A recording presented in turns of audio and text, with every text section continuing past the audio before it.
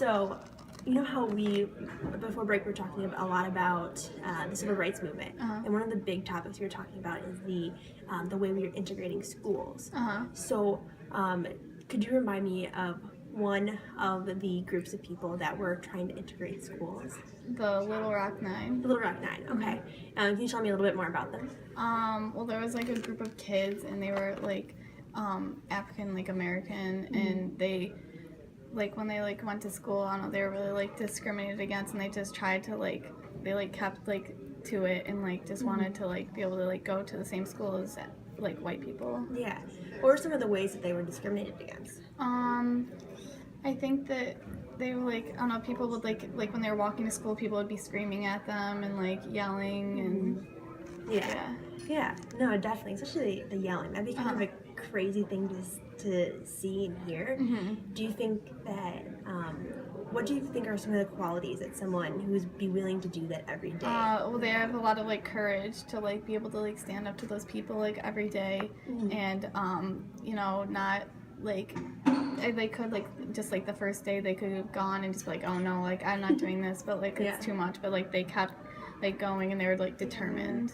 Yeah, very determined. Definitely, that's a good word to use. And do you think that if you were one of those students that were asked to do that in the 1960s, do you think you'd be willing to do that? I don't know, like I feel like honestly that would be like probably like really hard, because there was like you wouldn't want to be like hated on by a lot of people, you know, so like it would be like kind of a hard thing. I don't know if I could like do that. Yeah, they're definitely pretty brave.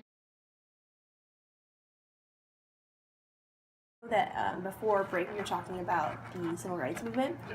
So one of the topics that we talked about a lot is the integration of schools.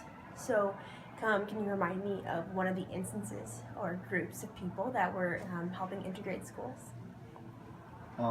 Wasn't it the CORE and the SNCC? Or there was the it's been a while, spring break. Yeah, you're good.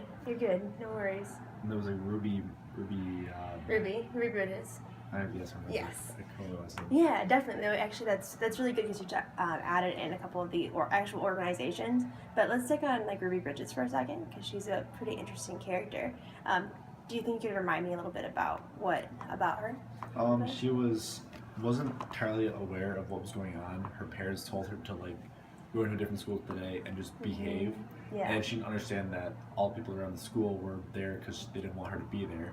And then she entered the classroom, and no teacher besides one teacher that was brought in from the north had to teach her in a separate class all by herself.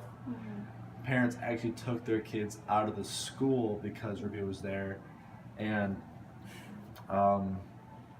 she was escorted by a government agency. I can't remember which one, but she was escorted everywhere she went. By a marshal, like a federal marshal.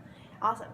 Yeah, and one thing you mentioned is that she was in kind of like in a class by herself. How do you think that you would feel if you were someone there in your own class? It's definitely something that would probably be a really psychologically like stressing factor, where like no one else wants to be with you, and you're totally by yourself in this.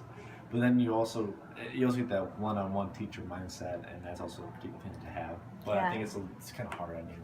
Yeah, it's like that mixed signal. It's like it's awesome that you get your own personal teacher, but then you're by yourself, and that little stress involved in that too. But do you think that when you were 6 years old, do you think you would have been brave enough to do what Ruby did? Well, there's a certain factor in that where Ruby didn't entirely know what was going on. So I think there was amount of bravery where she was like, all right, I'm going to be alone in this classroom. But she wasn't very cognizant of what was going on. But if I did understand and know, I'd be extremely nervous and scared. Yeah, definitely.